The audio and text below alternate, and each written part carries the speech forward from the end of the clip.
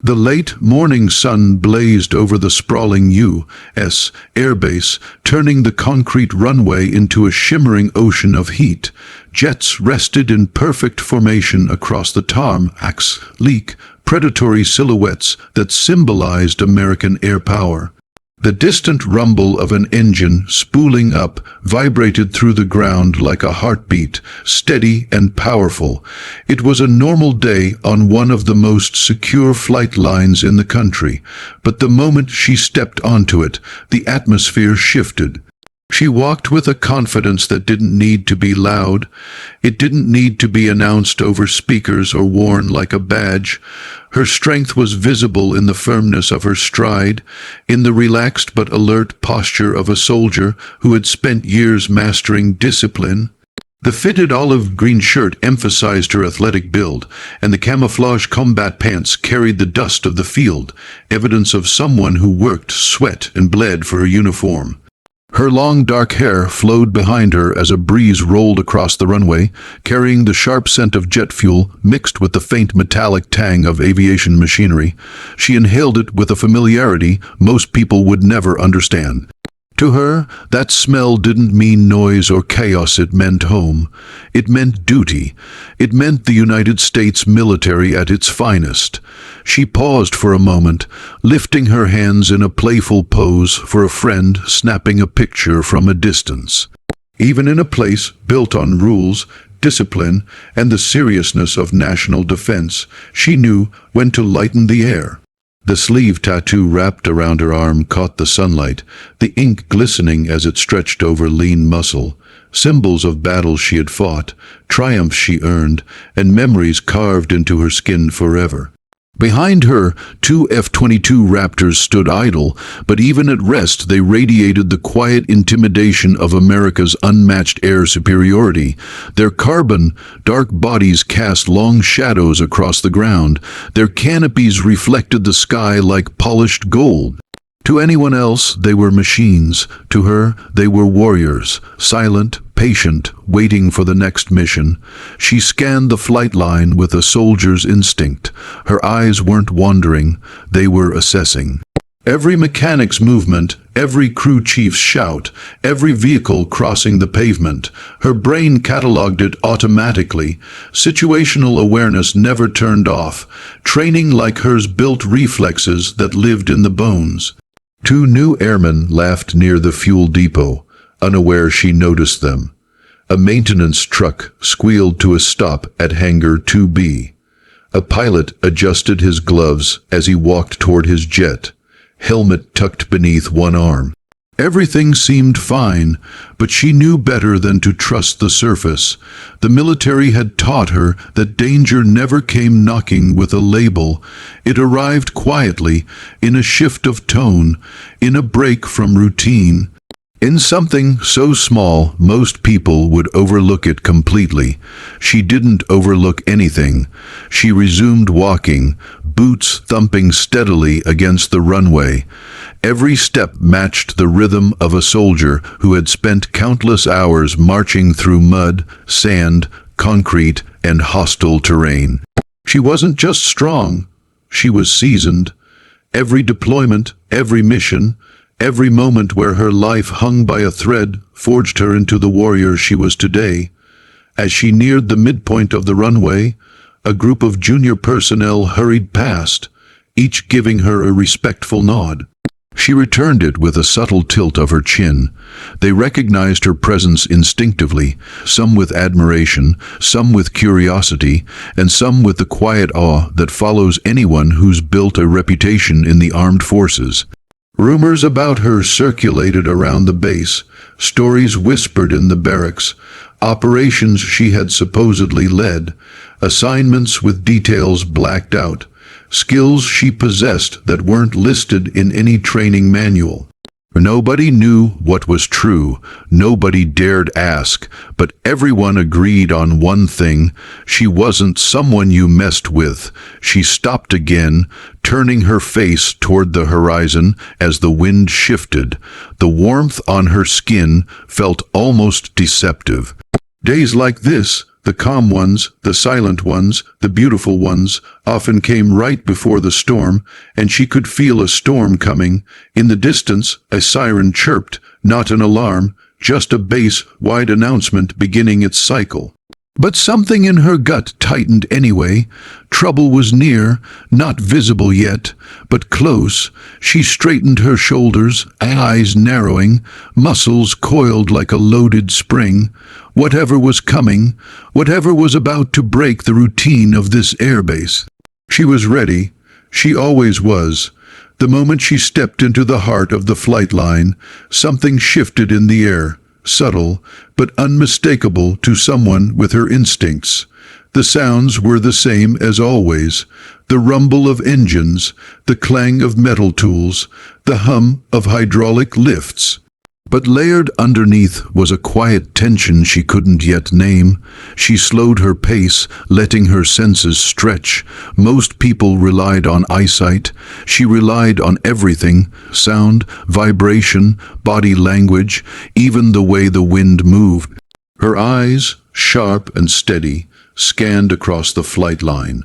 A pair of crew chiefs worked beside a jet with the usual intensity, but one kept glancing over his shoulder, not suspicious by itself, but not nothing either. Near the hangars, a group of younger airmen were gathered further from their assigned section than they should be. They weren't joking around like before. Now they were whispering at a base where gossip could get you written up. Whispering in tones too low, too serious, too focused. Her instincts hummed. She kept walking, but her posture changed. Shoulders lowered, jaw set, eyes narrowed just slightly. She wasn't on alert, she was becoming alert. A mechanic rolling a tool cart greeted her as she passed. "Morning, ma'am," he said. She nodded, but her attention was drawn to the open hangar behind him. Something felt off. Tools were scattered, a dropped wrench glinted on the floor, and a maintenance panel was left open with nobody attending it. No Air Force crew left their station sloppy, not unless they were distracted or overwhelmed. She took another step, watching the workers from the corner of her eye. Their movements were too quick, their conversations too clipped. It wasn't fear she saw, more like anticipation, nervousness, restlessness. What happened here before she walked on base? The breeze shifted again, carrying the heavy scent of jet fuel, and something else, something metallic and sharp, like adrenaline. She checked the horizon. Nothing out of place. Vehicles moved where they should. Officers walked with their usual purpose. Pilots prepared for flight. But even the routine felt stiff today, like someone had turned the volume down on the world while turning the tension up. Finally, she spotted the source. Two men stood near the fuel station, pretending to work while their posture screamed conflict. One leaned against a crate, arms crossed, brow furrowed. The other paced like a caged animal, stopping every few seconds to jab a finger in the other's direction. Even from far away, she recognized the body language of an argument that wasn't supposed to be happening on duty, but that wasn't what bothered her. What bothered her was who they kept looking at, not at each other. Not at the jets, not at the officers. They kept glancing toward Hangar 4. Her eyes narrowed. Hangar 4 housed sensitive equipment, restricted access, highly monitored. Only authorized personnel could get within 10 feet of it. So why were two agitated airmen eyeing it like they expected something? She changed her direction smoothly, acting as though she had simply decided to take a longer route. To anyone watching, she looked relaxed, casual, unbothered. But every muscle was prepared, every instinct tuned. As she walked closer to Hangar 4, she noticed more unusual details. A jeep parked too close to the entrance, a clipboard left on the hood with papers fluttering in the wind. The guard at the door stood stiff, not at attention, but tense, like he had been scolded or witnessed something he shouldn't have. She approached him. "You good?" she asked calmly. "Yes, ma'am," he replied, voice cracking just slightly. Just a normal morning. A lie she knew instantly. Young soldiers lied when they were scared or caught off guard. His eyes flicked to the left toward the interior of the hangar before he forced them back to her. She didn't press him, not yet. Instead, she stepped back and studied the hangar from the outside. Something about it felt wrong. She didn't hear the normal sounds of tools, no idle chatter, no equipment whirring. It was too quiet. Then she felt a faint vibration through the ground, barely there, like something heavy had been moved or dropped inside, and that was enough. Her instincts locked into place. Trouble wasn't coming anymore. Trouble was already here. Someone on this base was hiding something. Something was happening behind the sealed doors of Hangar 4, and whatever it wasn't just unusual, it was dangerous. She straightened, eyes sharpening with the calm fury of a soldier who'd faced worse threats than this, and walked away stronger each time. "All right," she muttered under her breath, voice low, steady, and deadly calm. "Let's find out what the hell is going on." She moved toward Hangar 4 with a slow, deliberate stride, calm enough not to draw suspicion, sharp enough to stay ready for anything. Every instinct inside her was humming now, like electricity running beneath her skin. The base still sounded normal, jets powering up, crew chiefs shouting orders, radios crackling with flight instructions. But the rhythm felt wrong. The harmony was broken. The guard at the hangar door swallowed as she passed by again. His jaw clenched, his eyes flicked away. He wasn't just nervous, he was terrified. Of what, though? That was the question. Then she saw them. The same two airmen she'd noticed from earlier had drifted closer, much closer, to the restricted hangar. Their casual stance was fake. Their eyes darted around too fast. One of them kept adjusting the strap of his tool bag. The other kept wiping sweat from his brow even though the breeze had cooled. She angled her approach so she would cross their path naturally, as if she were simply inspecting the flight line. They didn't see her until she was almost beside them. "Morning," she said. The pacing one froze mid-step. The other straightened instantly, like a kid caught stealing candy. "Ma'am," they blurted in unison. Her eyes flicked to the tool bag. Not regulation issue, older, too worn, too heavy for just tools. "What's in the bag?" she asked, tone calm but sharp enough to cut steel. The pacing one swallowed. "Equipment for Hangar 3, ma'am. Maintenance stuff."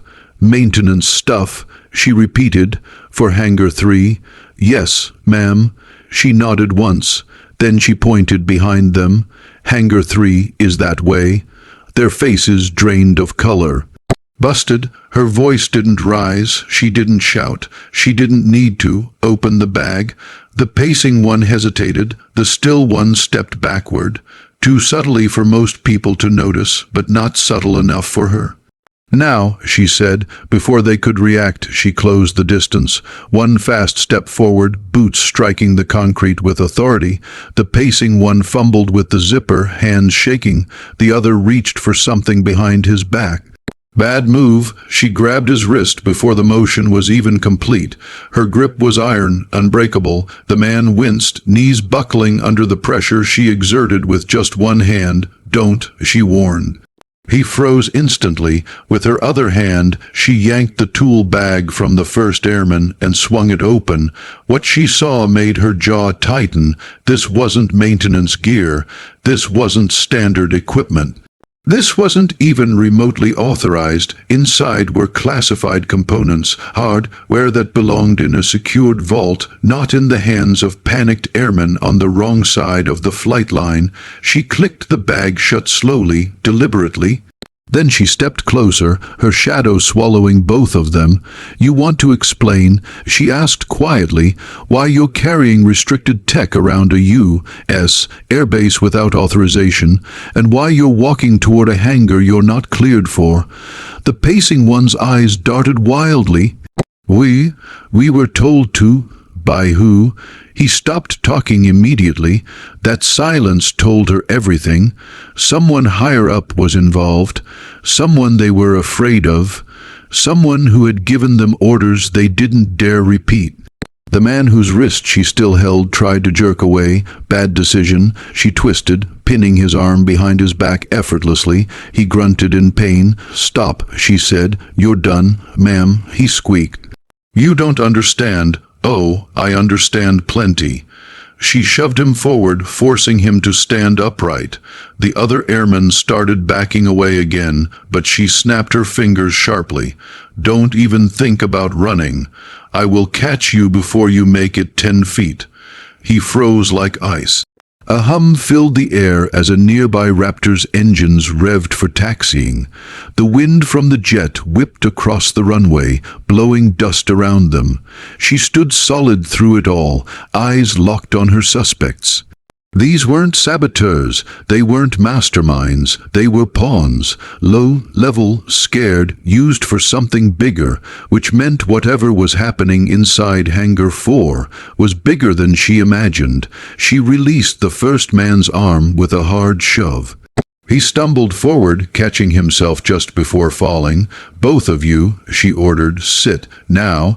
They obeyed instantly. Across the runway, officers and crew continued their routines, oblivious to the confrontation unfolding in the shadows of the flight line.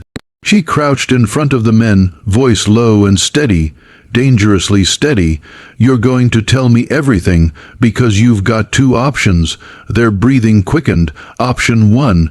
She tapped the restricted bag. "You cooperate, and we fix the mess you've gotten into." They stared at her, terrified. "Option 2. She continued, leaning in slightly. "I hand you over to command as suspected internal threats. And trust me, you don't want that." The men exchanged a terrified glance. Then the one on her left whispered, "It wasn't our idea. Someone inside Hangar 4, they told us to move the components. They said if we didn't." He didn't finish the sentence. He didn't have to. She stood up slowly, eyes narrowing toward the hangar doors. "All right," she murmured, voice colder than steel. "Time to finish this."